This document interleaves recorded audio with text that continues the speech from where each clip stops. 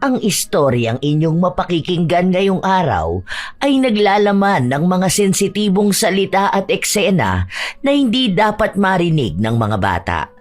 Ang istriktong gabay ng mas nakatatanda ay kailangan. Huwag ka na magkunwari na hindi mo alam. Di ba? Ang mga lalaki kapag hindi umuuwi sa mga asawa nila, may inuuwi ang ibang babae. Yung malalandi, kabit, kirida, mga mang-aagaw ng asawa. Bakit? May babae ba siya, madam? Nahuli mo ba siya? May babae siya. Alam ko at kilala ko. Ang kakapal nga ng mga mukha ng mga kabit, ano? Sa bagay, kapag nga naman malandi ka, wala ka na talagang hiya. Yung mga ganong klase ng babae, mga walang delikadesa. Ang mga kinakabit ng mga lalaki, mga walang class. Yung mga mabababang uri ng babae. Kasi ganun lang naman ang klase ng babae na pumapatol sa may asawa na. Minsan nga yung mga ganong klase ng babae nakakasama lang natin. Nakakausap natin.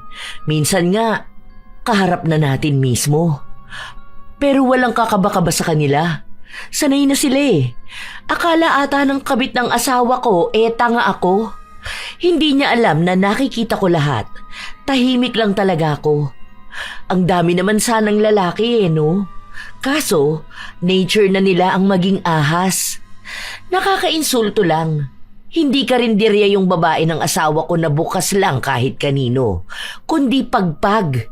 Yung bulok na sa basurahan, pinulot niya pa. Nakakasuka. Ito ang mga istorya ni Lola Telang.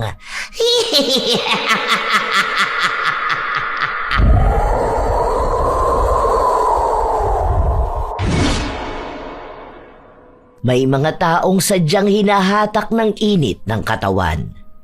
Hindi kayang pigilan ang sariling pagnanasa. Ganon ang ugali ni Ria.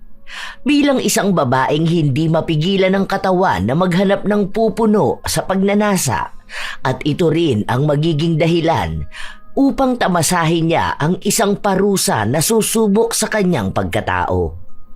Makakalaya pa ba siya o makukulong na lang din siya sa pagkakamali na matagal na niyang ginagawa? Huy! Bakla ka, umayos ka nga dyan. Itaas mo yung zipper ng damit mo. Talagang kulang na lang ipakita mo na yan lahat. Yuko ka pa ng yuko dyan. Huwag ka rin makipagtitigan kay sir. Bakit? Wala namang masama Ang trabaho natin dito maglinis, hindi yung ganyan. Alam mo, naglilinis naman ako. Tingnan mo nga, wala ka naman ibang nakitang kalat, di ba? Ay, merong ibang kalat. Yung mga tingin mong nang aakit kay sir. Ay, ewan ko na lang talaga kapag ikaw nahuli na inaakit yung anak ng amo natin. Baka sa susunod hindi na tayo makakuha ng trabaho. Hoy, saan ka pupunta? Ayan ka na naman, makikipagtagpo ka na naman kay sir sa likod bahay. Hindi ko pinakinggan ang kaibigan ko sa mga sinasabi niya dahil sumunod ako sa amo namin papunta sa likod ng bahay nila. Siyempre, habang naroon kami, mayroong nangyari sa amin. Wala naman yung problema sa akin dahil sanay ako sa kahit na anong posisyon. Basta ang mahalaga ay mailabas ko ang init ng katawan ko. Isang mapagpalang araw po, Lola Telang. Magpapakilala po ako bilang si Ria. Itong kwento ko po ay naganap dito lamang nakaraang taon. Bilang isang dalaga, sanay na sanay ako sa pakikipagniig sa iba't ibang lalaki. Minsan, nakikilala ko sa mga pinupuntahan ko. Basta kung saan ako abutan, doon ako bumibigay. Kilala ako sa lugar namin bilang babaeng pakawala. Yon ang madalas na tawag nila sa akin. Hindi ko rin naman sila pinapatulan dahil alam ko sa sarili kong malandi ako. Hitad naman kung tawagin ang nakararami. May mga lalaki rin akong nakakasama na nakikilala ko kapag naglilinis ako ng mga bahay nila. Tagalinis nga po pala ako, Lola Telang. Tinatawagan kami ng kaibigan ko kapag may lilinisan kaming bahay. Bilang matagal ko na itong trabaho, alam din nila ang kalidad naming maglinis, kaya may umuulit na tawagan kami. Kahit pa ang daming kwento tungkol sa pagiging hitad ko. Isang araw, pauwi na kami noon sa bahay nang may tumawag sa kaibigan ko. Pwede ka ba bukas? Pwede ako anytime. Sabihin mo lang, baby girl. Ano ba? Kilabutan ka naman dyan. Hindi tayo talo, no? Ano ba kasi yan? Saang bahay? G ako dyan, boss, basta may lalaki. Sa bahay ng gym instructor. Ay, yan ang gusto ko. Paniguradong malaki. Ang katawan niyan. Tumigil ka dyan, may asawa yun. MWF daw kung kaya natin yun. Ay, hindi pala ako pwede niyan. Ikaw na lang muna. Maglilinis ako niyan kina attorney. Sabihin ko sa kanila na ikaw na lang ha. Galanti naman tong mag-asawang to eh. Huy, basta umayos ka dun ha. Baka naman ibalinisin mo dun, hindi lang bahay nila. Oo na, ako nang bahala doon. Para namang wala kang tiwala sa akin. Anong oras ba bukas? 8 a.m. daw eh. Sakto, nakauwi na ako niyan. May pupuntahan pa ako mamaya pag uwi. Maglalagalag ka na naman dyan. Hindi mo na lang ipirmi yan. Ay, te, hindi to ginawa para laging pakalmahin ha. Sige na, aalis na ako. Sanay ako sa ganoong gawain, Lola Telang. Minsan nga, kahit na hindi ko pa alam ang pangalan, basta tinamaan na ng init ng katawan, bibigay na agad. Noong gabi na yon, nakipagkita ako sa isang nakilala ko sa Facebook. Siyempre, iisa lang din naman ang intensyon kung bakit kami magkikita. Kahit na sabihin niyang mag-uusap lang naman kami para magkakilala lalo, iisa lang din ang uuwian nun. Sa kama pa rin. Isa pa, wala naman akong balak na magkaroon ng nobyo. Ayokong matali sa iisang lalaki. Nagkaroon naman ako noon. Mga 2 beses na pero wala pa rin. Hindi pa rin naman nagtatagal. Saka kapag nalalaman nila kung anong ginagawa ko noon, sila na mismo ang umaayaw sa akin, kaya hindi ko na rin ipinipilit ang sarili ko. Hindi lang naman sila ang lalaking nakikilala ko. Kinabukasan, maaga akong nagpunta sa bahay ng tinutukoy ni Jabel. Ngayon lang ako maglilinis sa bahay nila. Dahil sabi ng kaibigan ko, may kasambahay sila noon at walang tiwala sa ibang tao. Magandang araw po. Ako po si Ria, yung maglilinis po rito sa inyo. Ah, ikaw yun? Ang bata mo pa pala. 27 po ako, ma'am. Virgin na virgin. Hindi siya kumibo. Tiningnan niya muna ako na para bang nag-aalangan siya. Duda pa ata siya sa suot ko. Paano? Nakasando lang ako at shorts. Mainit masyado ang panahon tapos maglilinis pa ako ng bahay nila. Papawisan lang ako kapag balot na balot ang suot ko. Lumingon pa siya sa likuran niya kung saan dumating ang isang lalaki. Yun yata ang asawa niya. Sige na, pumasok ka na. Sa susunod, huwag ka magsusuot ng ganyan. Kahit t-shirt at shorts pwede na. Pero huwag yung ganyan na halos maghubad ka na ha. Pasensya na po kayo, ma'am. Kapag ganun po kasi ang suot ko, hindi po makahinga sina Bobay at Botchi. Bobay at Botchi? Opo, ang aking boobsy. Ey! Tuwang-tuwa pa akong inalog ang dibdib ko na para bang ipinagmamalaki kong malalaki ang mga alaga ko. Napangiwi ang amo kong babae habang ang asawa naman niya ay natawa. Alam ko naman na hindi siya natuwa sa ginawa ko dahil hindi pa siya sanay sa ugali ko. Nagpatuloy akong maglinis ng bahay nila. 2 linggo na rin ako sa kanila. Pero kahit na ganun, parang hindi pa rin masaya ang amo kong babae. Pero wala siyang magawa dahil walang ibang tagalinis na pumupunta sa kanila. Isang araw, nasa kusina ako habang naglilinis. Dumating ang lalaki kong amo. Ayos ah. Parang pwede ka na magsalamin dyan sa lamesa. Kuskus na kuskus ka eh. Siyempre, sir. Ganun talaga dapat. Walang naiiwan na bakas. Teka, ilang taon ka na nga ulit? 27, sir. Oh, hindi naman pala nagkakala yung edad nating dalawa eh. Huwag mo na akong tawagin na sir. Kahit Miguel na lang. 37 ako. Tapos si Mrs. 57. Ay, ang layo pala ng agwat, no? Sa bagay, wala naman sa edad yan. Sabi nga nila, Kapag nasa kama na, pantay-pantay na yan. Natatawa talaga ako sa mga tirada mo. Teka lang. Kailangan mo bang iisog ang lamesa? Andito naman ako. Bakit hindi ka nagpapatulong sa akin? Opo, inusog ko kasi nga hindi ako makagalaw na maayos. Babalik ko lang sa ayos. Huwag ka nang mag-opo sa akin. Isipin mo na lang na magtropa tayo, ganon. Ay, wala akong tropa na lalaki. Ibabanding namin kapag may tropa ako na lalaki. Masaya yatang bandingan yan kapag ganyan Nakakapanghina ata ng tuhod. Bata ka pa naman. Bakit hihina agad ang tuhod mo? Ilang oras ba kaya mong itagal kung sakali? Loko ka talaga. Hanggang saan ba itutulak tong mesa? Sagad mo. Sige, sagad mo para mas masarap. Oh yes, ganyan nga. Ayan, ayan, ayan na, sagad na sagad.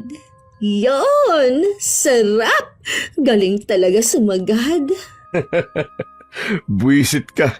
Nangihina ako sa'yo Kulang na lang umungol ka na dyan Nagtatawanan kaming dalawa ni Miguel nang dumating ang asawa niya. Baka sa mukha ni Madam na hindi siya masaya sa naabutan niya. Hindi ko lang alam kung narinig niya ba ang biruan namin, pero malamang dinig niya dahil matalas ang pandinig niya kahit na may katandaan na siya. Sa totoo lang, hindi naman ganun kahalata sa kanya na nasa 50 na siya. Siguro dahil mayaman siya at may pang-ayos siya sa sarili niya. Lumipas pa ang ilan pang mga araw, naging magkasundo kami ng lalaki kong amo. Tuwing nasa bahay nila ako, wala kaming ibang ginawa kundi ang magkulitan. Hindi ko naman yun sinabi sa kaibigan ko, pero hindi ko alam kung paano nakaabot sa kanya. Baka mamaya niyan mahuli kayo ni Madam Victoria talaga ha? Ewan ko na lang kung hindi ka kalbuhin nun. Gaga ka. Ano bang ginagawa ko? Nagrereklamo kaya siya sa akin. Nagtatanong kung wala na bang ibang pwedeng maging tagalinis. Gusto nga niya mas matanda raw. Isa wala naman akong kakilala. Yung iba naman ayaw kapag nalalaman na sa bahay nila. Aayaw talaga sila. Sobrang metikulosa ba naman niya pagdating sa mga kalat? Parang ang bawal may maiwan na alikabok. Saka, ano naman bang ginagawa ko doon? Naglilinis lang naman ako ng bahay niya, no? Baka kamo, naiinggit siya sa akin. Insecure. Kasi ako, batang-bata kung titignan, di ba? Sobrang masikip to, ante ko. Sakal talaga leeg dito. Baliw ka, may leeg ba yun? Ay, syempre, kapag may ulo, may leeg. Mahabang leeg. Ayan ka na naman sa kabastusan mong babae ka. Utang na loob naman, huwag ka naman lumandi. At bakit naman hindi ako lalandi? Te, hindi ako cactus na nabubuhay ng walang dilig. Sabi nga 'di ba, kapag meron kang masaganang petchay, may masagana ka rin buhay. Paano ba nagkakaroon ng masaganang petchay kapag maraming dilig, 'di ba? Maraming dilig? Iba-iba talaga ang didilig? Oo, bakit? Wala namang sinabi na iisang pandilig lang ang gagamitin, 'di ba? Hay, wag mo na nga akong sermonan. Hoy, saan ka na naman nakatingin yan? Huwag mo sabihin pati yung pamangkin ni Kuya George pag nanasaan mo pa. Sarap no, naka-gray pang pants, parang may sumasaludo. Ewan ko sa'yo, bakit ba ang libog-libog mo? Bahala ka na nga dyan. Hindi ko inalisan ng tingin ang pamangkin ng may-ari ng bahay na nililinisan namin ng oras na ito. Matagal ko nang nakikita ang lalaki na yon, pero masyado kasi siyang mailap sa babae. Tapos minsan, wala naman siya rito. Pero ngayon, mukhang may kakaiba rin sa tingin niya sa akin. Kaya habang nakaupo siya sa sofa, sinadya ko talaga na lumapit sa kanya. Hinawi ko ang kurtina para dumikit sa pisngi niya ang dibdib ko. Ay, sorry. Hindi ko kasi masyadong maabot. Nabangga ko patuloy ulo mo. Ito talaga mga alaga ko. Hilig mambangga ng ulo. Pansin ko na nahihiya pa siya sa akin. Kinuha niya rin ang unan para itakip sa ibabang bahagi niya. Alam ko na kung ano ang nangyayari kaya ako na mismo ang kumilos. Sir, bakit naman parang pawis na pawis ka dyan? Mainit ba? Hindi ka na makakilos dyan, no? Gusto mo ba tulungan na kita? Nahiya pa siya sa akin nung una. Umalis kasi siya, pero sumunod ako sa kanya. Sakto na walang ibang tao sa bahay na yon, kaya nagtuloy-tuloy na ang nangyari sa aming dalawa. May sarili siyang kwarto kaya hindi naging mahirap. Hindi rin naman ako maingay kaya walang nakapansin na may milagro na pala sa kwarto. Nang matapos kami, umalis na rin ako. Alam ko kasi na iniwan naman ako ni Jobel. Kapag hindi ako nakikita noon at tapos na ang trabaho, umuuwi na rin siya. Sa mga araw na lumipas, ganoon ang nangyayari. Paulit-ulit, iba-iba. Pinabalikan ko lang madalas yung nasasarapan ako. Isang araw, pagdating ko sa bahay ni na Madam Victoria, nakita kong paalis siya. Pwede ba ako makisuyo sa'yo? Andiyan ka na pala. Wala kasi si Aling Weng. Pwede bang ikaw na lang ang bumili sa palengke? Gulay sana. Okay po, ma'am. Pwede naman po, kahit na ako na po ang magluto. Dadagdagan ko na lang ang ibibigay ko sa'yo. Nagbigay siya ng pera pero hindi niya sinabi kung anong gulay ang bibilin ko. Kaya ako na lang ang namili. Nang makabili na ako, agad na rin akong bumalik sa bahay nila. Alam kong may sakit yung tagaluto nila ng pagkain kaya walang gagawa nun. Hindi kasi yun ang trabaho ko at labas na ako dun. Ako lang ang naglilinis pero marunong naman din akong magluto. Nang nasa kusina na ako, naroon na naman si Miguel at nakikipagkulitan sa akin. Tanong lang. May lahi ka ba, Ria? Iba kasi yung mata mo eh. Tapos, sobrang puti mo. Oo, meron. Yung nanay ko kasi, pokpokers yun noon. Puro pabembang sa mga foreigners. Kaya ayun, na-juntis. Italian ang tatay ko. Hindi ko naman nakita yun. Kaya pala ang ganda mo. Ang kinis mo at ang puti mo. Itong mga pimple marks lang talaga problema ko eh. Hindi na to madaan sa skincare. Di ba nga ang sabi nila, may skincare na kakaiba? Yung na pinapahid sa muka. Ay, alam mo yan ah. Ano, ganyan ba ang skincare ni Badam kaya batang-batang tingnan? Kada talsik, pahid-pahid na lang no? Sa mukha mo naman winiwisik eh. Kapag apaw na, gawin na lang face mask. Siyempre naman, sobra-sobrang vitamins to, no? Nice one. Ayos pala yan eh. Kapag bata pa talaga makatas pa ang pagmamahal. Nagtawanan kami habang nag-uusap. Mukhang napalakas pa nga ang hagalpak ni Miguel dahil sa mga pinagsasabi ko. Ilang sandali pa, dumating si Madam Victoria. Nakasimangot na naman ito. Magluluto ka na ba? Anong ulam ang lulutuin mo? Yung paborito niyo raw po, ma'am. Talong at itlog. Sakto po, ang laki ng talong na nabili ko. Teka, maganda bang talong yan? Ay, syempre naman ha. Ako pa ba magkakamali sa pagpili ng talong? Unang kapako pa lang, alam ko na kung masarap.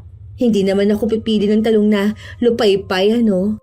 Wow, parang expert talaga. Syempre naman, kahit madilim pa at nakapikit ako, makakapili pa rin ako ng magandang talong. Tingnan mo to. Ang laki na, hindi pa pabalik ko. Pwede bang huwag niyong gawing malaswa ang pagkain? Magluto ka na lang dyan, Ria. Ikaw naman, akala ko ba may meeting ka? Mamaya pa namang hapon yon. Saka hinihintay ko pa confirmation nila kung tuloy kami. Nakikipag-usap lang naman ako kay Ria eh. Pwes, gumawa ka ng ibang gagawin mo.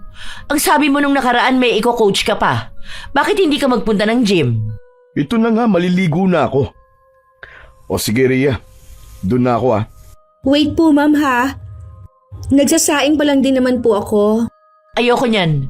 Ibang ulam ang iluto mo. Gusto ko ng ampalaya na lang. Gusto mo muna ng kulubot, ma'am? Basta yun ang gusto ko.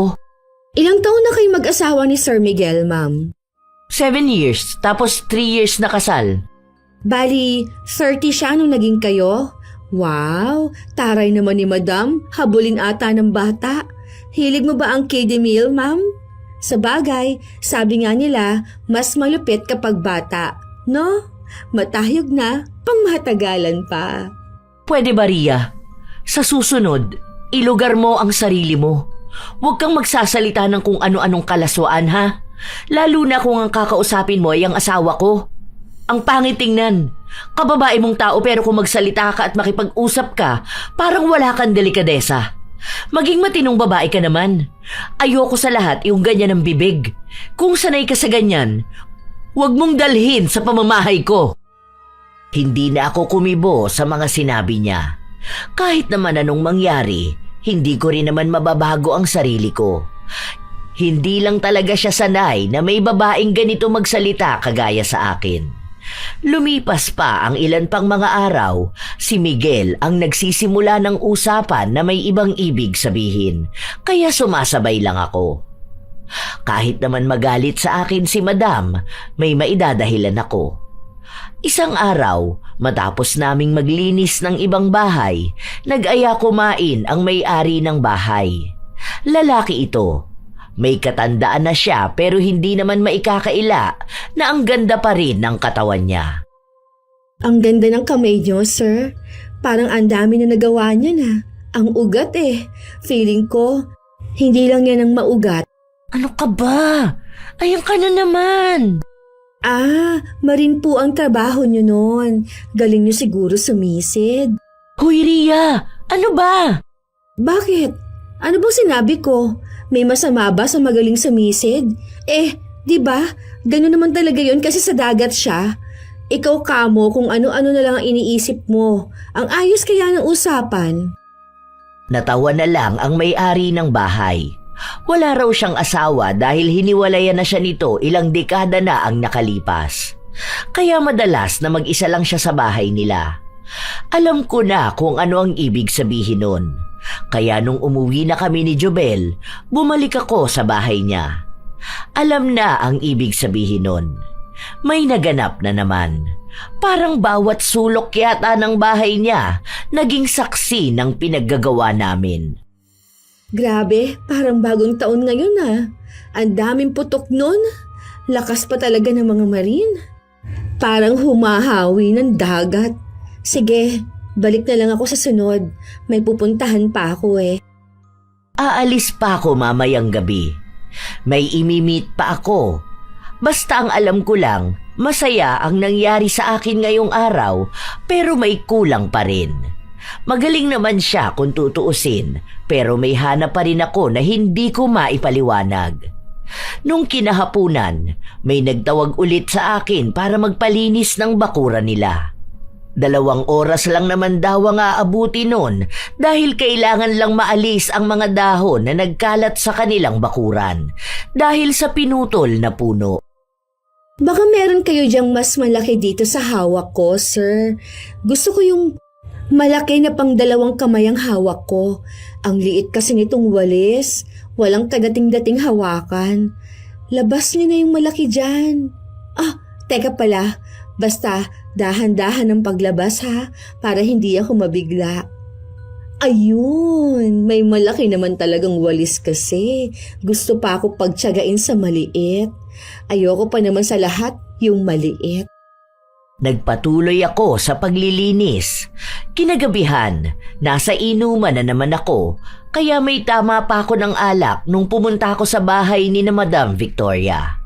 Masakit pa ang ulo ko noon, pero dahil kailangan kong magtrabaho, nagpatuloy ako. Maya-maya pa noon, lumabas si Miguel. Umupo siya sa sofa habang hinihilot ang kanyang ulo. Masakit din ang ulo mo? Oo, grabe. Ang aga ko kasing nagising tapos hindi na ako makatulog. Bitin ang tulog ko. Ay, naku naman. Sino ba namang hindi sasakit ang ulo kapag nabibitin? Di ba? Hindi lang talaga ulo ang masakit kapag nabibitin. Ayaw na ayaw ko pa naman ng ganon. Kahit ako, magwawala talaga ako kapag ganyan na nabitin ang tulog ko. Ewan ko sa'yo. Tawang-tawa talaga ako kapag kausap kita. Tignan mo, nawala biglang sakit ng ulo ko. Ang sarap mong kausap. Hindi lang ako sa pagkausap masarap. Masarap din ako magluto. Alam mo, ang swerte na magiging asawa mo. Lahat ata ng masarap At magaling, nasa iyo na. Masarap magluto. Magaling pa maglinis ng bahay. Ay syempre, dapat talaga lagi magkasama yung masarap at magaling. Diyan na nga lang magiging expert eh. Hindi ka pa ba mag-aasawa? Ayoko pa, wala pa yan sa isip ko. Saka na yan, bata pa ako. Sa bagay, hindi naman minamadali ang lahat ng bagay. Ang dami sigurong nanliligaw sa'yo, no? Kasi kahit ako, kung single ako, aba, liligawan talaga kita. Ang perfect mo na kaya. Ang ganda, ang sexy, ang kinis, at higit sa lahat, masarap. Kausap. Nako, baka hindi mo rin kayanin. Sabi mo, mabilis lang manginig yung tuhod mo. Baka hindi ka na makatayo nun. Baka kahit 2 hakbang sa hagdan, hindi mo na magawa. Aba. Ako talaga ang hinamon mo sa ganyan. Baka nanginginig ka na, di pa ako tumitigil. Huwag akong susubukan mo sa ganyang hamon. Nako, hindi ko pinaghirapan tong katawang kong to para manghina lang agad-agad, no? Wow, palaban ha? Sure na ba yan? Kaya niyang tumagal?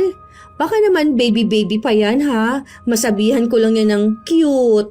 Talagang hinahamon mo ako, no? Yari ka talaga sa akin. Ewan ko na lang kung makalakad ka kinabukasan. Natawa na lang ako sa naging usapan naming dalawa.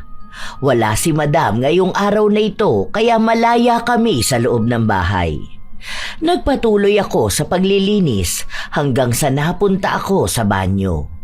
Sakto na palabas na noon si Miguel. Pagbukas niya ng pinto, naabutan niya ako na nasa labas. Tapis lang sa pang-ibaba ang suot niya kaya tanaw ko talaga ang tikasin at matigas niyang katawan. Hindi pa ako naglilinis ng banyo pero amoy Sonrox na. Namuti na agad ang pader. Tulong ko na lang yan sa'yo para mapaputi mo kaagad ang pader. Kaya pala ang tagal mo sa loob. Hindi ka ba nahirapan? Dapat nanghingi ka ng tulong. Tutulungan naman kita. Maglinis ng banyo. Naku, sayang pala. Kanina tinatawag kita, ayaw mo naman. Sa sunod na lang. Aalis pa ako eh. Marami pa namang susunod, di ba? Hindi ko na malayan na biglang dumating si Madam. Nalaman ko na lang yon nung tumingin sa likuran ko si Miguel. Anong marami pa namang susunod?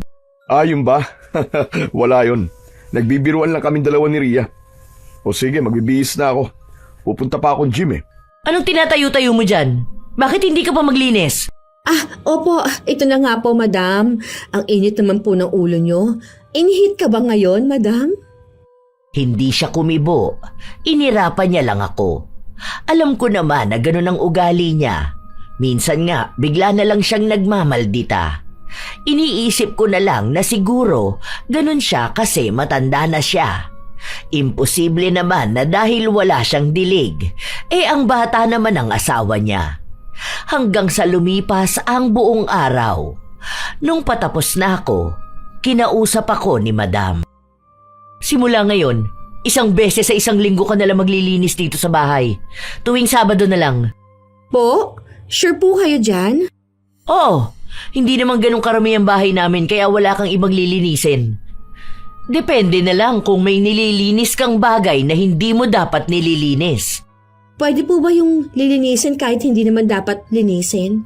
Ang nagawa ko pa lang kasi, madam, yung malinis na dudumihan at kakalatan, yon ang gusto ko. Hindi ako nakikipagbiruan sa'yo. Sinusubukan ko lang naman po na patawanin ka. Masyado naman kayong seryoso, madam.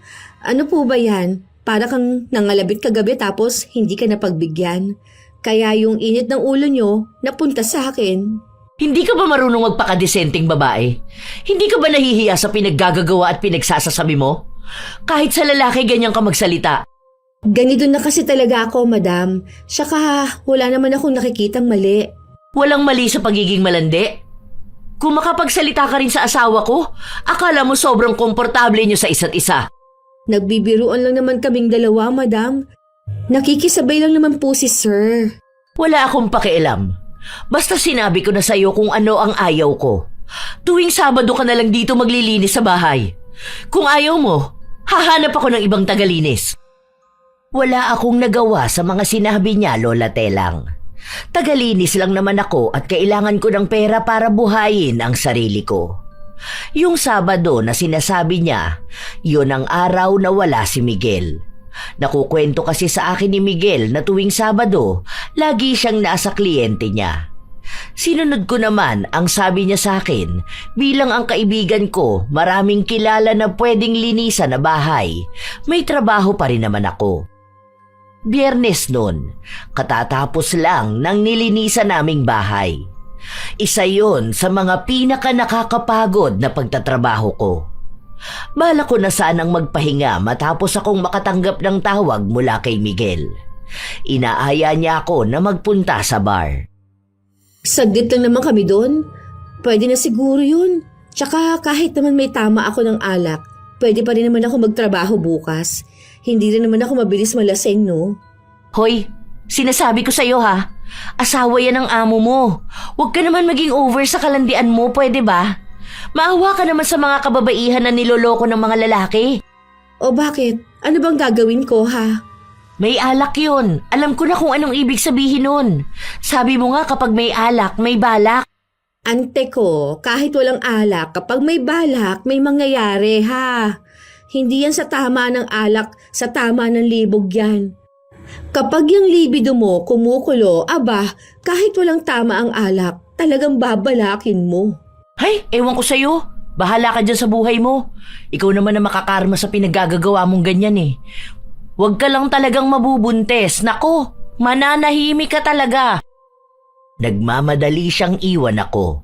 Siyempre, ako naman nagpunta na sa lugar kung saan kami magkikita ni Miguel. Libre naman niya lahat kaya walang problema. Pagpunta ko roon, ang dami na kaagad alak na nasa harapan niya. Mukhang nakakakalahati na rin siya. Wow! Sexy lady. Upo ka rito. Wala kaya tang ka-table na babae, ha? Bakit pa ako magti-table ng iba? Kung nandito naman na ang pinakamagandang babae. Ang bango mo ha. Bakit ka ba naglalasing? Nag-away kayo ni Madam, ano?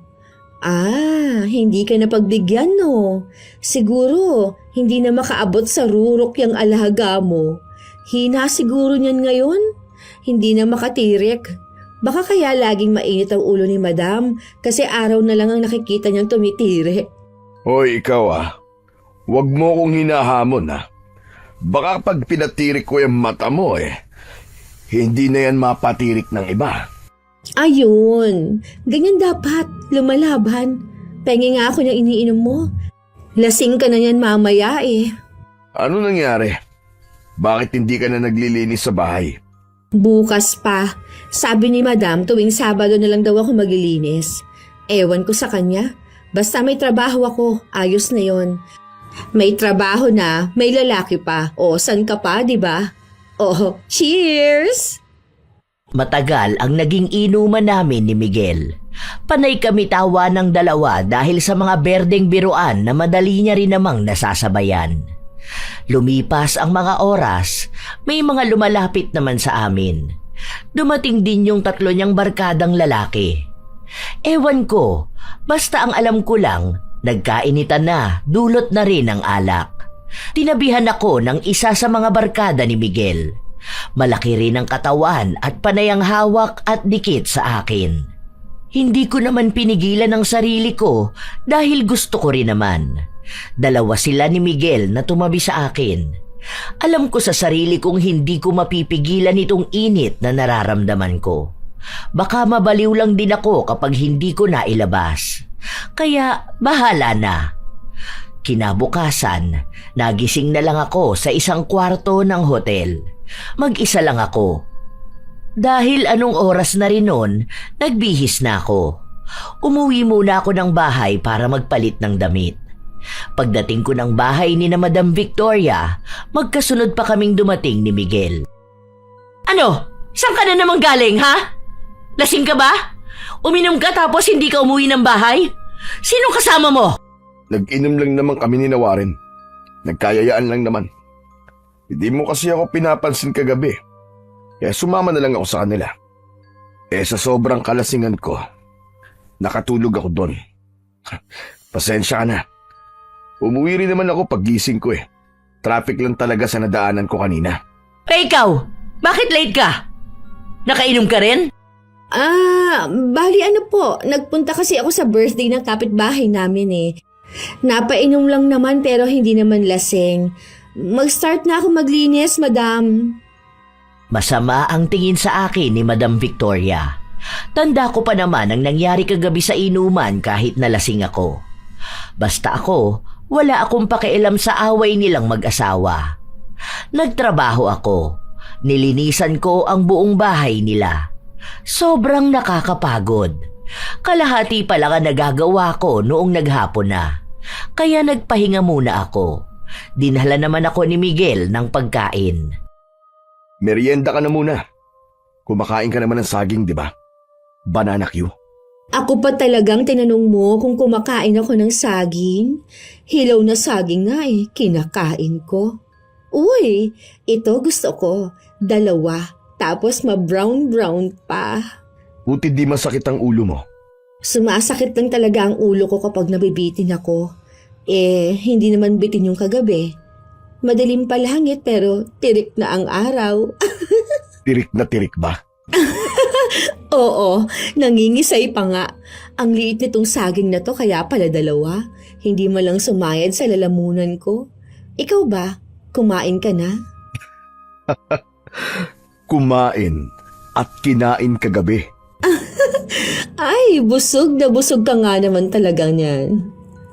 Habang nagbibiroan kami ni Miguel, saka naman dumating ang asawa niya. Akala ko ba aalis ka ngayon? Tuwing Sabado may training yung isa mong kino-coach, di ba? Wala na, nagpalit na ng schedule. Kaya dito na lang ako sa bahay kada Sabado. Ang bilis naman ng paglipat ng schedule na yan. Ganun lang kadali ang desisyon nun? Talagang tinapat mo pa na wala kang trabaho ng Sabado? Sa dami ng araw?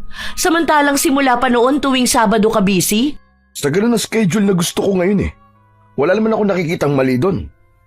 Ay nako, makaligo na nga muna. Ang lagkit ko na. Mukhang masama ang timpla ni Madam. Malamang sa akin na naman niya ibubunton ang inis na yan.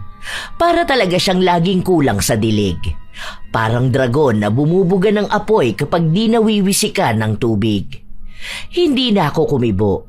Kumain na lang ako at nagpahinga. May tatapusin pa akong linisan. Paalis na sana siya noong may napansin siya. Sa'yo yan? Yang bracelet na yan? Opo, bago lang to. Tagalinis ka lang naman pero nakabili ka ng ganyan? May initials pa na M at R? Itong M at R na to, special talaga sa akin to, madam. Ganda, no? Bagay na combination ng M at R. Hindi siya kumibo. Nakatingin lang siya sa akin at sa kanya ibinaling ang tingin kay Miguel na nakatayo sa hindi kalayuan. Umiinom ito ng tubig pero malagkit ang tingin sa akin. Ako naman, may natural na lagkit ang tingin. Yun din ang nakita ni Madam na ginawa ko. Hindi na siya nagsalita pero ramdam ko na parang ang dami niyang gustong itanong sa akin o kaya ay sabihin. Buong araw siyang nakasimangot. Kapag kakausapin siya, para bang lagi na lang pagalit kung sumagot. Kaya hindi na ako lumalapit sa kanya. Kay Miguel na lang ako nagsasabi. Kahit na isang beses sa isang linggo lang kaming nag-uusap o nagkikita ni Miguel, mas lalo naman ding lumalalim ang ugnayan naming dalawa. Isang umaga, nagising ako na kumakatok sa pinto ang kaibigan ko. Bakit? Wala naman tayong linis ngayon, di ba? Meron, dun sa gym. Gusto mo ba? Saglit lang naman yun pero malaki ang bayad sa atin. 2 kailangan eh. Ikaw lang naman ang kilala ko. Ayoko kay Trisha. Wala naman yung ibang ginawa kundi magreklamo eh. Bihis ka na, bilisan mo. Sige, sandali lang. Maganda maglinis doon, dami mo makikitang abs. Kaso madalas kasi sa mga mahilig sa gym, mga jutay, katawan ng pinapalaki doon. Pero sige, go ako dyan. Hindi ko akalain na ang gym na pupuntahan namin ay kung saan naroon din si Miguel. Nagkagulatan pa nga kaming dalawa nung nagkita kami. Walang gaanong tao pero ang kalat. Ang sabi sa amin, May inayos daw kasi at wala yung tagalinis talaga nila. Matapos naming maglinis, hinintay ako ni Miguel. Hindi siya agad umuwi sa kanila. Umuwi ka na lang talaga. Huwag mo nang anuhin yan si Sir. Anuhin? Bakit? Inaano ko ba siya? Kanina pa malagkit ang tingin yan sa'yo. Kilala kita. Alam ko na kapag may ganyan na lalaking naghihintay sa'yo, nako alam na ang susunod niyan. Ako na nagsasabi sa'yo ha, kapag talaga yan ang tinalo mo, sira talaga ang buhay mo. Lalo na kapag nalaman pa yan ni Madam Victoria. Kaya ngayon pa lang Ria, tigil na. Hindi ko siya pinakinggan dahil wala din naman akong ginagawang masama. Alam ko sa sarili ko yon. Habang nag-uusap kaming dalawa ni Miguel, umalis na si Jobel. Alam niyang kahit na anong sabihin niya sa akin, may sarili akong desisyon. Mas pipiliin ko kung ano ang gusto ko kaysa sa ano ang tingin nilang tama. Ilang araw pa ang lumipas, pinabalik na naman ako sa dating araw ng trabaho ko. Si Miguel ang nagsabi sa akin noon at alam kong pinagtalunan nila yon ni Madam Victoria. Bilang ako na tagalinis at kailangan ng pera, pinatos ko na ulit yon. Basta para sa akin, Lola Telang, kung saan ako kikita ng pera, doon ako. Wala na akong pakialam kung may galit ba sa akin. Inaayos ko rin naman ang trabaho ko. Martes noon, may nililinisan akong bahay. Hindi ko kasama si Jobel dahil iisang tagalinis lang din naman ang kailangan. Nakilala ko yung panganay na anak ng nagpapalinis sa akin. Bilang si lalaki na rin naman ang nagbigay ng motibo sa akin, sino ba naman ako para tumanggi?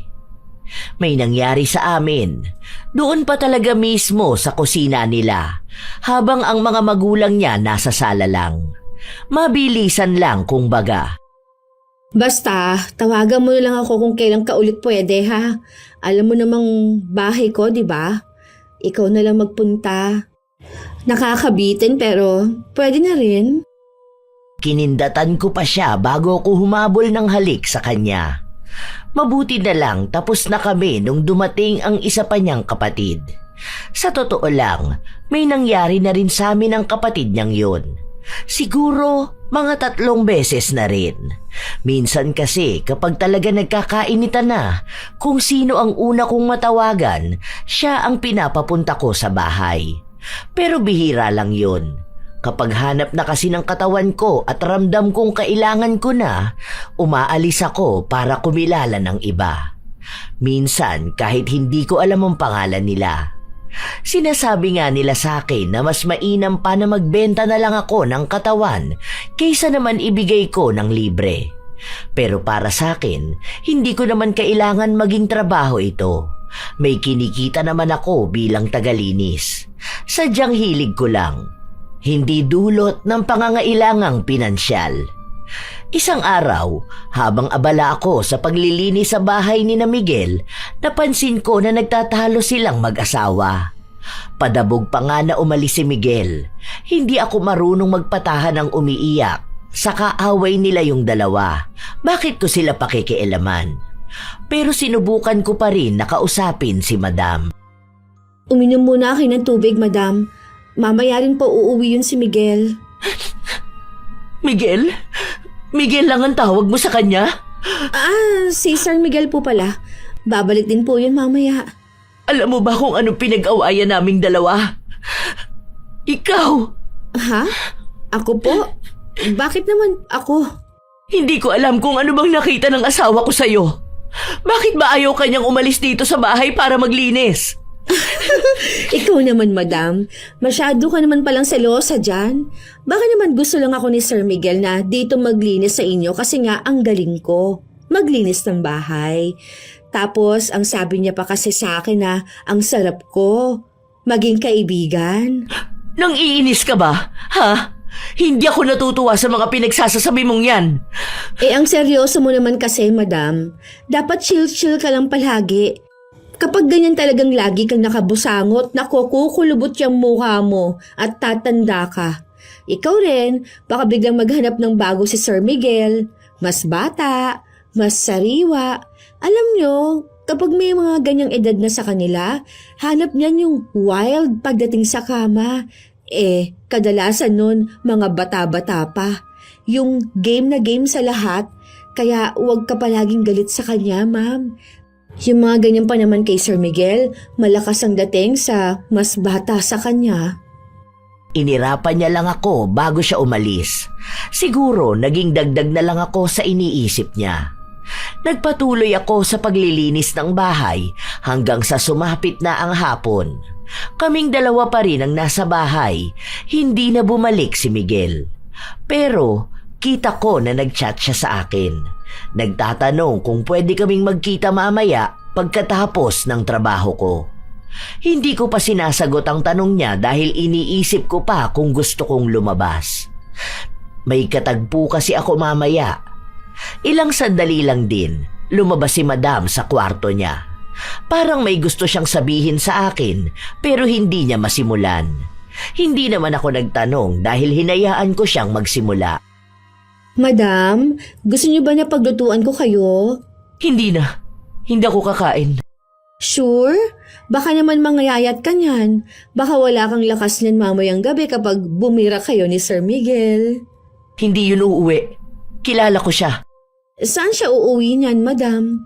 Huwag ka na magkunwari na hindi mo alam. Di ba? Ang mga lalaki kapag hindi umuuwi sa mga asawa nila, may inuuwi ang ibang babae. Yung malalandi, kabit, kirida, mga mang-aagaw ng asawa. Bakit? May babae ba siya, madam? Nahuli mo ba siya? May babae siya. Alam ko at kilala ko. Ang kakapal nga ng mga mukha ng mga kabit, ano? Sa bagay, kapag nga naman malandi ka, wala ka na talagang hiya. Yung mga ganong klase ng babae, mga walang delikadesa. Ang mga kinakabit ng mga lalaki, mga walang class. Yung mga mabababang uri ng babae. Kasi ganun lang naman ang klase ng babae na pumapatol sa may asawa na. Minsan nga yung mga ganong klase ng babae nakakasama lang natin. Nakakausap natin. Minsan nga, kaharap na natin mismo. Pero walang kakaba-kaba sa kanila. Sanay na sila eh. Akala ata ng kabit ng asawa ko tanga ako. Hindi niya alam na nakikita ko lahat. Tahimik lang talaga ako. Ang dami naman sanang lalaki no? Kaso, nature na nila ang maging ahas. Nakakainsulto lang. Hindi ka rin dirya yung babae ng asawa ko na bukas lang kahit kanino. Kundi pagpag. Yung bulok na sa basurahan, pinulot niya pa. Nakakasuka. Para namang ang lalim niyan, madam. May pinatatamaan ka ba? Depende kung may matatamaan. Di ba? Ang matatamaan lang naman yung nakaka-relate. O kung siya mismo ang gumagawa nun. Ang ganda talaga ng bracelet mo. Agaw pansin lagi ang M at R na initials. Ang mahal siguro niyan, ano? Alam mo ba, yung asawa ko, may binili ang mahal na bracelet. Hindi ko alam kung para ba sa akin o naibigay na niya sa ibang babae. Pero okay lang din yun. Kasi minsan yung asawa ko na yun mahilig sa charity. Mapagbigay sa mga dukha at salat sa buhay. Kaya mga kabit nun mahihirap. Pero kahit ganun, sa akin pa rin naman siya uuwi.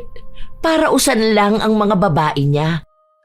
Umalis na rin siya agad matapos niyang sabihin ang mga salita na yon. Habang ako naman, nagpatuloy na sa huli kong ginagawa. Ilang araw pa ang lumipas, pansin kong may kakaibang kinikilos si Madam Victoria pero hindi ko nalang binibigyan ng pansin. Basta ang mahalaga sa akin, maayos ang pakikitungo sa akin ni Miguel. Maayos ako sa bahay nila kapag naroon siya. Isang beses pa, habang nasa likuran kami ng bahay, may inaayos ako na hirap ako. Mabuti na lamang dumating si Miguel. Sabi ko naman kasi sa'yo, di ba? Kapag nahihirapan ka, sa akin ka lumapit. Tawagin mo lang ako. Ano bang gagawin dito? Ipasok mo lang dyan. Kaya mo ba yan? Masikip Virgin pa ata. Hindi pa gamit na gamit kaya hindi lumuluwag. Yan ang gusto ko. Kapag masikip. Ano ba to?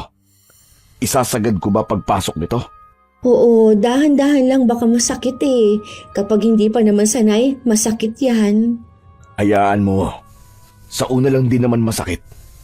Dapat pala may langis to. Para pasok na pasok agad. Pero ayos na yan. Kapag labas-pasok naman to luluwag din. Gamitin lang ng gamitin. Uy, expert talaga no. Kapag pasukan talaga, kahit maliit na butas, kitang-kita. Ayos talaga, walang palya. Unang tutok, pasok agad. Siyempre, kapag usapang butas, kayang pasukin yan. Ako pa ba? Sabi ko nga sa'yo kahit madilim yan at nakapikit ako, shooter to no? Kaya nga lodi kita eh. Tumatawa kaming dalawa habang papasok sa bahay. Naabutan kaming dalawa ni Madam. Nung mga oras na yon, pawis na pawis kaming dalawa ni Miguel. Sobrang init ba naman sa labas, tapos hinubad pa ni Miguel ang pang-itaas niyang damit. Alam ko naman na galit na noon si Madam Victoria, pero hindi niya sinabi. Hindi niya kami inaway. Wala siyang kibo. Mukhang kinimkim niya ng sobra yon. Umuwi na rin naman ako matapos nun. Minsan nga, hindi ko na alam kung sino ang susundin ko. Si Miguel, gusto na magtrabaho ako sa kanila. Si Madam Victoria naman, pinapatigil na ako. Pero bilang si Miguel naman ang nangungumbinsi sa akin, siya ang sinusunod ko. Magaan din naman kasi ang pakiramdam ko sa kanya. Isang umaga, nagising ako matapos na makaramdam ng kakaibang sakit sa mukha ko. Akala ko malaking tigyawat lang dahil sa puyat at sa alikabok, pero isang linggo ang lumipas na natili ang pagdami ng tigyawat ko. Hindi lang isa, kundi sandamakmak. Para bang wala nang paglagyan ang mukha ko. Umaabot na nga rin hanggang sa leeg ko. Buti sana kung maliliit lang, pero may nana. Ang pangit ko na ba? Nakakadiri no? Kasi yung kamit ko kagabi, bigla ba naman umuwi, tapos ayun, binlak akong bigla, nakakainis naman to. Huwag mo kasing putukin. Mamaya pinuputok mo yan tapos kakalat sa mukha mo. Tapos ayun na, magiging tagyawat ulit. Ano bang sabon mo kasi? Iba naman kasi yung gamit ko. I mean, bukod siya sa sabon ko sa katawan ha, matagal ko na kayang gamit yun. Hindi naman ako nagkakaganito eh. Baka naman magkakaroon ka na kaya ganyan. Hindi ha, katatapos ko nga lang. Tsaka kahit naman noon, kahit na magkakaroon na ako, hindi naman ako tinitigyawat ng ganito no. Noon yun, nung bata pa talaga ako. Kaya nga may mga bakas pa sa mukha ko eh. Kaya nga lumalim mga pinagdaanan ng tigyawat kasi nagkaroon din ako ng bulutong noon. Pero ayoko naman ng ganito. Paderma mo kaya yan. Ayoko, ang mahal kaya nun. Ante ko, wala akong pera hoy. Pang mayayaman lang derma-derma na yan ha. Sana naman gumaling na to. Try ko kaya yung sa napanood ko, yung pinapahiran niya ng apple cider tapos babad ko ng Colgate bago matulog. Ano sa tingin mo? Ang hapdi naman nun pag apple cider. Saka baka naman lalo lang lumala kapag ganun ang ginawa mo. Kung ako sa'yo, magpa-check up ka na lang. Wala naman akong ganun kalaking pera no. Kita ko sa Facebook ang mahal ng treatment sa ganito. Wala naman akong lalaki na susuporta sa gamutan ng pagmumukha ko, no? Tsaka, hindi ko gagamitin ang ipon ko. Aba, mas mahirap namang mabuhay ng walang pera. Siguro, mawawala rin to. Dasal-dasal lang. Sobrang problemado talaga ako, Lola Telang. Paano ba naman? Kahit na anong gawin ko, hindi talaga natatanggal. Kapag may puputok na tigyawat, may papalit naman. Kung isa ang puputok, 4 naman ang papalit. Nagpatong-patong na sa mukha ko. Hiyang-hiya na talaga ako nung mga panahon na yon. Kung dati, nadadala ng ganda ko ang mga lalaki kaya ang dali lang mangakit kapag hanap na ng katawan ko ang init. Pero nung mga sandali na yon, hindi ko na magawa. Nandidiri ata sila sa pagmumukha ko. Dumating pa ang isang araw na wala talaga akong makilala na pwedeng paglabasan ng init ng katawan ko. Kaya ang ginawa ko, nasa bahay lang ako. Nanood ako ng malalaswang video habang nagsasarili. Ang hirap kapag hindi ko inilalabas ang init dahil baka bigla na lang akong mabaliw. Ilang araw na ganon ang ginagawa ko kaya lagi akong pagod. Laging masakit ang ulo ko. Minsan nga, tulala na lang ako. Alam ko na hindi pwedeng palaging ganon. Kailangan ko talaga ng ibang lalaki. Kung tutuusin, papayag ako na ako pa ang magmamakaawa basta mapagbigyan lang ako. Nagsasabi pa nga ako sa kanila na pwede namang takpan na lang ang mukha ko o kaya ay patayin ng ilaw. Epektibo naman yon na malamang ay dala na rin ang libog namin ng nakakasiping ko. Isang araw, nagpunta ako sa bahay ni na Madam Victoria kung saan maglilinis ako. Hindi pa rin pala gumagaling yung mukha mo. Parang ang nagsisex sila, sir. Kasi lagi silang nanganganak. Kapag pumutok na, ayun, may nabubuo na. Grabe ka. Ang seryoso na nang nangyayari sa'yo, pero ganyan ka pa rin. Hayaan mo, maganda pa rin naman ang katawan mo eh. Kahit di na tumingin sa taas, puro sa baba na lang. Anong balak nyo? Panay lang usapan na ganito? Magtrabaho ka na, Ria. Ang daming lilinisin doon sa kusina. Nagpatuloy ang araw. Kahit nakatingkati na ang mukha ko, hindi ko magawang kamutin. Dahil kapag ito ay nadampian na naman ng dumi, magwewelga na naman ang mga tigyawat ko.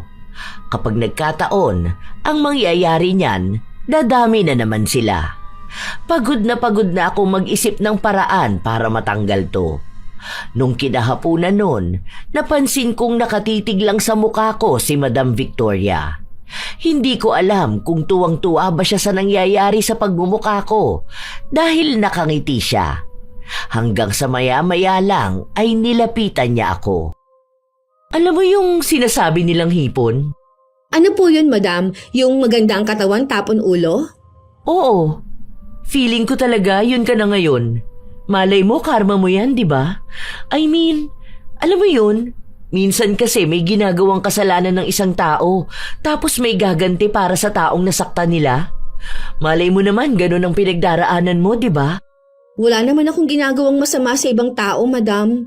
Bakit naman ganyan kayo magsalita sa akin? Gets ko naman. Hindi talaga umaamin ng sino mang tao kahit na marami ng ebidensyang nakuha sa mga pananarantado nila. Alam mo, ikaw lang din naman ang makakaalam ng mali na nagawa mo eh. Ikaw pa rin naman. Bahala ka na lang sa buhay mo kung gusto mong itanggi ang kasalanan mo. Pero lalabas at lalabas din naman ang katotohanan. Katulad ng paglabas niyang nakakadiri mong tigyawat. Nakakapangit talaga yan sa isang babae. Di bale, sabi naman nila, daig ng malandi ang maganda. Hindi na ako kumibo sa sinabi sa akin ni Madam Victoria. Dahil alam ko sa sarili ko kung ano ang mali ko, pero hindi alam ng kahit na sino kung ano lang ang mali ko. Dahil minsan, kahit na hindi ko mali, sa akin nila isinisisi. Dahil lang sa hindi ko ipinagtanggol ang sarili ko, ang ibig sabihin na doon ay tinatanggap kong mali ko ang lahat. Hindi ko naman sinabi na banal ako dahil alam kong makasalanan akong tao, pero hindi ibig sabihin na lahat na ng kasalanan ay nasa akin. Ilang linggo ang lumipas, walang nangyayari sa pagmumukha ko. Nawalan na ako ng gana sa lahat. Sobrang hirap, Lola Telang. Mukha ang inihaharap ng tao, kaya kung mukha ang nagkaroon ng problema, talagang sobrang hirap. Nawalan na ako ng kumpiyansa sa sarili at nababaliw pa ako dahil sa paghahanap ng paglalabasan ng init ng katawan. Kung ano-ano na talaga ang tumatakbo sa utak ko, parang hindi ko nakontrolado ang lahat. Hanggang sa pinuntahan ako ng kaibigan ko sa bahay. Kasi di ba may nililinisan akong bahay. Ang sabi ng matandang babae, albularyo siya noon. Kaya niya raw malaman kung naengkanto ang isang tao. Pinakita ko nga yung picture mo sa kanya. Ang sabi niya, may kakaiba nga raw sa aura mo kahit na nung unang kita niya pa lang sa picture mo. Nagtatanong siya kung gusto mo na magpagamot sa kanya. Pwede raw bukas. Ano ba? Ano ba yan? May ganyan ba talaga? Totoo ba yung mga albularyo na ganyan? Hindi ako naniniwala sa ganyan eh. Hindi ka rin naman gumagaling sa pahid-pahid na gamot, di ba? Try mo lang, wala namang mawawala eh. Pwede naman na hindi mo sundin kung anong sasabihin niya, pero wala rin namang mawawala kung susundin mo. Hindi naman yun nagpapabayad ng ilang libo, no? Donation lang yun. Kahit nga 20 pesos, okay lang yun eh. Try mo lang. Baka mamaya may kakaiba dyan sa nangyayari sa mukha mo. Ilang beses pa akong kinumbinsi ng kaibigan ko bago ako napapayag na sumama sa kanya.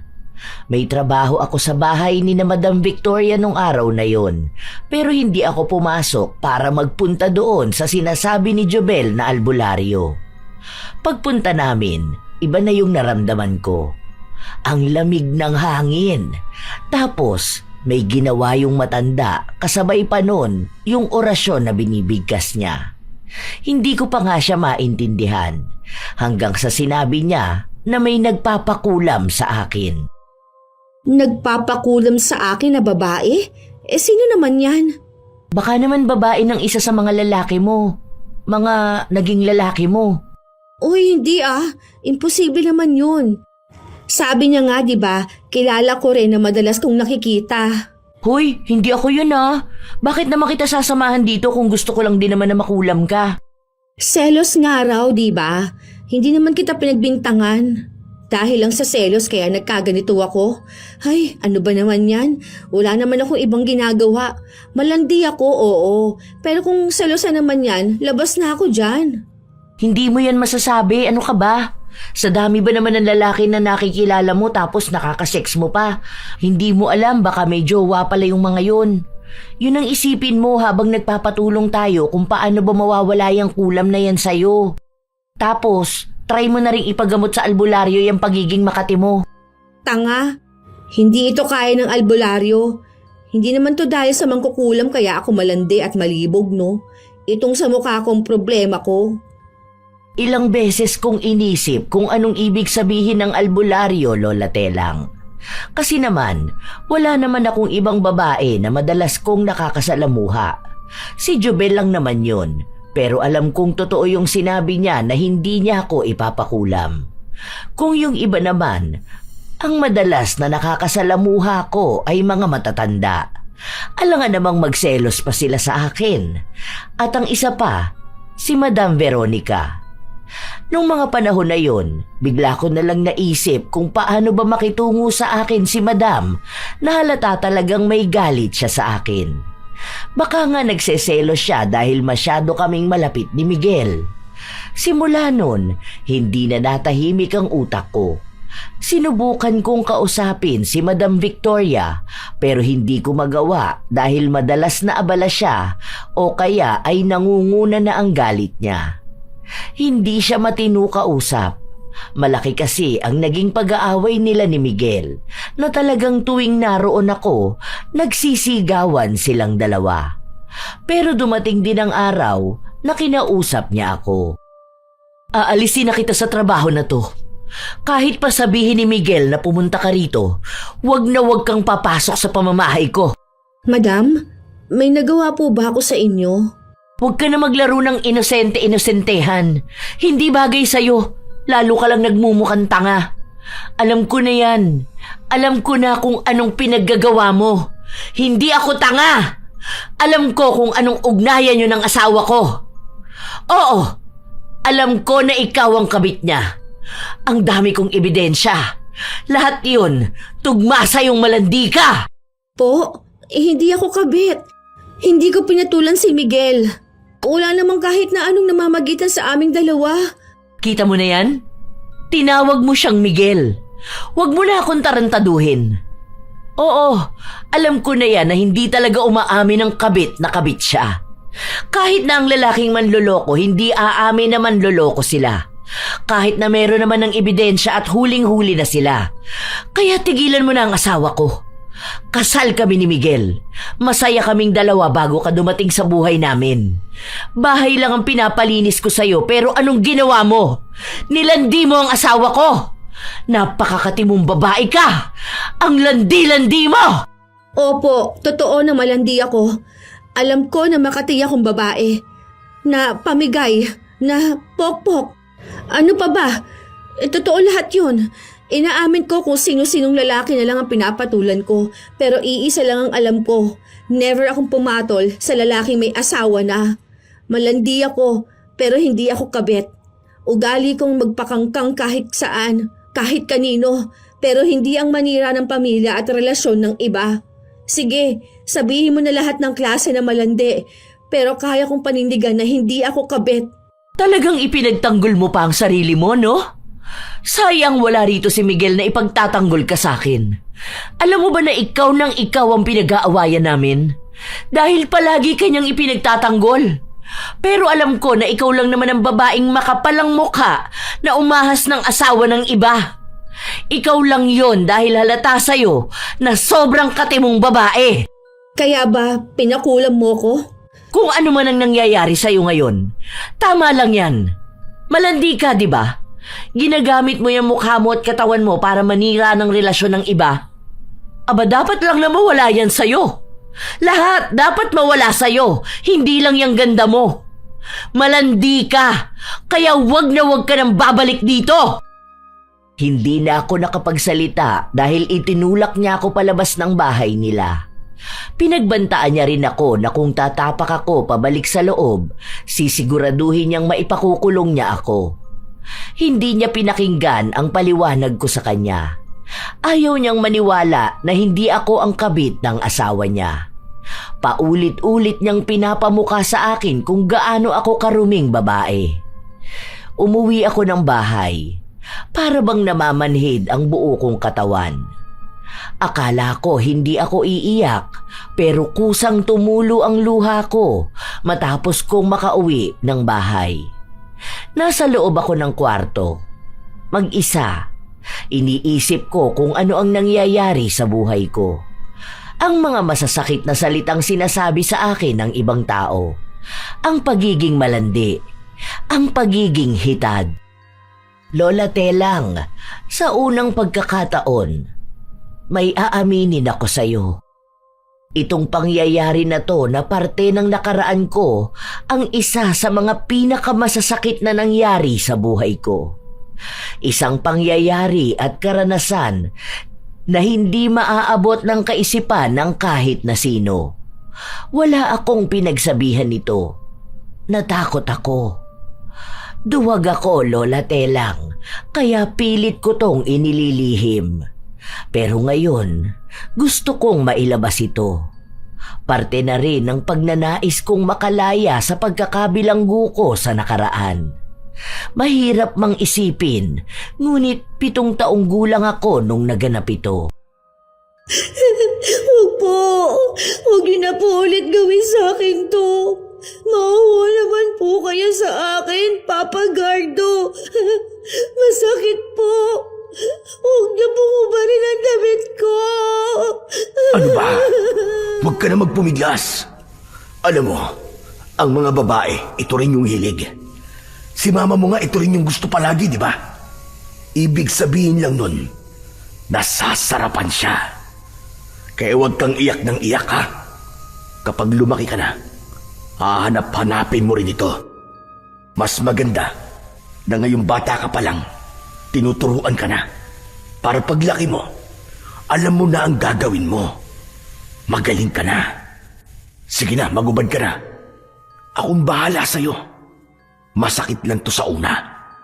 Pero kapag tumagal na to, mas masarap na. Lagi natin to gagawin. Para lagi ka masasanay, ha? Huwag kang magsusumbong kahit kanino. Kasi, ginagawa naman to ng mga babae at lalaki. Tama na po. Huwag na po. Parang awa niyo na po, Papa Gardo. Aray ko po. Huwag niyo po hawakan yan. Ayoko na. Ayoko na ng ganitong pakiramdam. Ayoko na. Hanggang kailan pa ako ganito? Hindi makalaya sa sitwasyong hindi ko rin naman ginusto. Sobrang bigat sa dibdib, Lola Telang, habang ibinabahagi ko ang pagbabalik ng kwento ng nakaraan ko. 7 taong gulang ako noong inangkin ang kamusmusan ko ng lalaking tumayong pangalawa kong ama. Palagi yon, Lola Telang. Hindi isang beses, kundi araw-araw, lalo na kapag wala ang nanay ko. Kahit kasi na may bago na siyang asawa, nagtatrabaho pa rin siya bilang bayarang babae. Iniiwan niya ako kay Papa Gardo noon. Ang natatandaan ko pa nga kung ano-anong ipinapapanood niya sa akin, tapos sa kanya gagawin sa akin kung ano ang napanood namin. Alam kong mali yun, Lola Telang. Pero bilang bata, wala akong magawa. Laging abala ang nanay ko.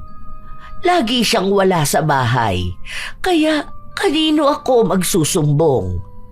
Sa araw-araw na ginagawa namin yon, aaminin ko na nagustuhan ko na rin nung nagtagal. Doon nagsimula ang pagkahumaling ko. Noong naghiwalay sila ng nanay ko at dinala ako sa lola ko, araw-araw kong hinahanap ang haplos ng lalaki. Hindi ako makatulog. Hindi ako mapakali kapag hindi na ilalabas ang init ng katawan ko. Doon ako nagsimulang manood ng malalaswang palabas. Kumilala ng mga lalaki na siyang makakasama ko sa kama. Pinilit kong pigilan yon, pero hindi ko na kinakaya. Sa tuwing ihihinto ko kasi ang paghahanap ng lalaki, para akong nababaliw. Ang sakit sa ulo. Para akong mamamatay, kaya hindi ko na ginawang itigil. Ang iniisip ko na lang, bahala na, basta may lalaki. Alam ko pong maling-mali yon, Lola Telang. Mali ang ginawa sa akin ni Papa Gardo at mas lalong mali na hinanap ko yon ng paulit-ulit at kahit na iba't ibang lalaki pa, hindi mapunan ang uhaw ko sa pakikipagtalik. Alam kong kahusga-husga ako. Maraming tao ang tumataas ang kilay kapag nakikita ako. Naririnig ko sa kanila na minumura ako. Kinukutya ako at sinasabihan akong malandi. Hindi ko lilinisin ang sarili ko dahil bata pa lang ako, sobrang dumi ko na. Wala akong pinagsabihan nito dahil alam kong walang makakaintindi sa akin. Madali lang sabihin na ibaling ko ang atensyon ko sa ibang bagay, pero hindi yun ganon kadali. Oo, sige. Malandi na ako dahil lang sa nasarapan ako noong paulit-ulit na yung ginagawa sa akin. Tinatanggap ko naman lahat ng sinasabi nila sa akin. Pero tao rin ako. Ang daming masakit sa pagkatao ko. Ang daming panghuhusga ng tao na tinanggap ko. Pero isang bagay lang din naman ang gusto ko. Ang matulungan din akong makalaya sa sitwasyong nagpapahirap sa akin ng paulit-ulit. Umiiyak ako hanggang sa makatulog ako. Ang naaalala ko na lang ay nagising ako na may kumakatok sa pinto. Okay ka lang ba? Kanina pa ako katok ng katok ka. Tapos tinatawagan kita pero hindi ka naman sumasagot. Nag-aalala ako sa'yo. Oo, okay lang ako. Anong ginagawa mo rito? May nabalitaan kasi ako. Alin ba? Yung ayaw na akong gawing taga-linis sa bahay ni na Miguel o yung pinakalat na kabit ako? Sanay naman na ako sa ganyan. Hindi ba nga malandi ako? Kahit naman ipagpilitan ko sa lahat na malandi ako pero hindi ako kumakabit, may maniniwala ba sa akin? Di ba? Ang malandi, matik na agad dyan nakabit. Kahit na hindi naman ako pumapatol sa may asawa na. Hindi yan. Pero oo, nalaman ko rin yan. Kaya nga tinawagan kita kagabi pero tulog ka na ata. Alam mo bang sumugod si Madam Victoria dun sa gym? Naglinis kasi ako. Hindi na kita sinama kasi akala ko may linis ka nun sa bahay nila. Andun ako, nakita ko mismo na may kabit si Miguel. Ang kabit niya yung may-ari mismo ng gym. Matagal na pala yun. Ilang taon na silang dalawa. Nung una nga ikaw yung sinasabi at pinagdidiinan na kabit. Tapos may isa doon na sinabi kung sino ang totoong kabit. Hindi ikaw kundi ibang babae. Nadamay ka lang talaga. Siguro tama nga na si Madam Victoria ang nagpakulam sa'yo dahil akala niya kabit ka ng asawa niya. Alam kong siya nga. Sa akin niya ibinuhos yung galit niya eh. Mas pinangunahan niyang isipin na kabit ako dahil nga sa malandi ako. Ipinagtanggol ko naman ang sarili ko. Pinagpilitan na hindi ako kabit, pero sarili niya ang pinakikinggan niya. Buti na lang alam na natin kung sinong nagpakulam sa'yo, kaya matutulungan ka na niya ng albularyo. Nakakaloka! Ano na kaya mangyayari niyan sa susunod, ano? Sana gumaling ka na rin. Mahirap talaga kapag palaging napagbibintangan eh. Hindi na ako kumibo. Sanay naman na talaga ako. Pero ngayon, naisip kong hanggang kailan ko laging sasabihin na sanay na ako.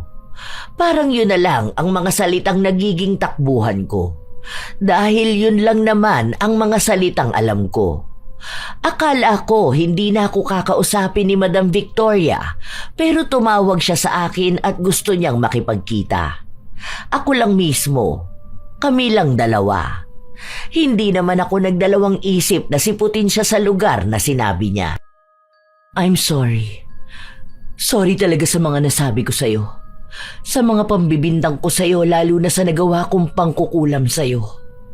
Sorry. Ang akala ko ikaw ang kabit ng asawa ko eh. Alam ko talaga na may kabit siya. Tapos ang daming signs na nagtutugma sa'yo. Tapos, yung paraan pa kung paano kayo mag-usap, parang laging may nangyayari sa inyo. Naririnig ko rin sa ibang tao na malandi ka nga at kung sino-sinong lalaki ang pinapatos mo. Nagalit ako sa'yo kaya ko yun nagawa. Dagdag pa yung bracelet mo na M at R. Inisip ko na M para sa Miguel at R para sa Ria. Ang akala ko initials nyo yung dalawa. May binili rin kasing initials bracelet ang asawa ko na ibinigay niya sa kabit niya. Ah, ito po bang M at R? Pangalan ko po ito, madam. Tunay na pangalan ko po, Maria Rosa. Hindi rin naman po ito totoong ginto. Nabili ko lang din to dyan sa gilid ng mall, yung matandadong babae na gumagawa ng ganito. Saka, totoo yung sinabi nila na malandi ako. Marami na talaga akong naging lalaki. Mahirap na yun bilangin, pero kahit na ganun, totoo ang sinabi kong never akong naging kabit. Malandi lang talaga ako. Minsan na rin akong inaya ni Miguel, lalo na nung lasing na lasing kaming dalawa pero hindi po ako pumayag. Nung araw na magkasunod kami umuwi at lasing, hindi ko alam kung saan siya nagpunta matapos ang inuman namin. Dahil ako, sumama ako doon sa tropa niya. Kaya pwede niyong itawag sa akin ang lahat ng klase ng malandi. Hindi ko yan itatanggi dahil hindi ko kayo mapipigilang husgahan ako. Kung ako mismo, hindi ko mapigilan ang sarili kong itigil tong kakatihan ko. Gusto mo bang tulungan kita? Pambawi ko na lang sa'yo. Paano mo ako matutulungan? May mga kaibigan akong psychologist at psychiatrist. Pwede kitang i-refer sa kanila. Huwag kang mag-alala, ako na ang sasagot ng gastusin mo. Sila ang makakatulong sa'yo para makaya mong lampasan yung pinagdadaanan mo. Kailangan mo lang harapin ang trauma mo para malaman kung ano yung pilit mong iniiwasan pero hindi mo naman matakasan. Pambawi ko sa nagawa kong mali lalo na sa pangungulam ko sa'yo. Sorry talaga. Pumayag ako sa sinabi niya. Gusto ko rin namang malaman kung paano ko lalampasan itong nararamdaman ko. Itong kulam na nangyari sa mukha ko, alam kong madadaan pa sa gamutan ng ritual. Pero itong nararamdaman kong libog, hindi madadaan ng anumang orasyon. Nakilala ko ang mga kaibigang tinutukoy ni Madam Victoria. Doon ko nalaman na ang dami palang nangyari sa akin. Sinabi nila sa akin na dala ng trauma itong ginagawa ko. Para bang naghahalo ang kahihiyan at ligaya noong bata pa ako, kaya bit-bit ko hanggang sa paglaki ko. Hindi lang naman daw ako ang nakararanas ng ganito. May iba pa. May mga tao rin daw kasing nalulung na sa pakikipagtalik kaya hirap na hirap itong pigilan. Ang iba, dulot ng karahasan kagaya ko. Sa iba naman kusa lang na naramdaman. Ganon pala yun. Parang ito lang din ang nagiging paraan ng utak para masabing nabubuhay ako. Kapag bata pa naranasan, hahanap-hanapin talaga ng katawan kahit na alam naman at iniisip na mali. Tinulungan ako kung paano ko makakayang lampasan ito. Hanggang sa kasalukuyan na ito, Lola Telang, hindi pa ako lubos na magaling. Pero hindi na ako katulad doon. Inuunti-unti ko na siyang natatalikuran. May gamutan din ito. May iniinom ako pero madalas pinapabago sa akin kung ano na ang nakasanayan ko. Hindi yun isang biglaan dahil hindi raw kakayanin ng katawan ko. Naadik na kasi ako sa pakikipagtalik kaya ibig lang sabihin nun, bibigay ang katawan ko kung bigla kong itinigil. Sa totoo lang, mas magaan na ang buhay ko ngayon kaysa noon. Yung kulam na nangyari sa mukha ko, medyo maayos na rin siya ngayon. May mga bakas pang naiwan pero ang sabi ng albularyo, magiging maayos din ang itsura ko.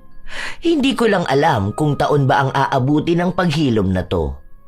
Itong gamutan at pagbabago ko sa sarili ko, sinasabayan ko ng pananampalataya.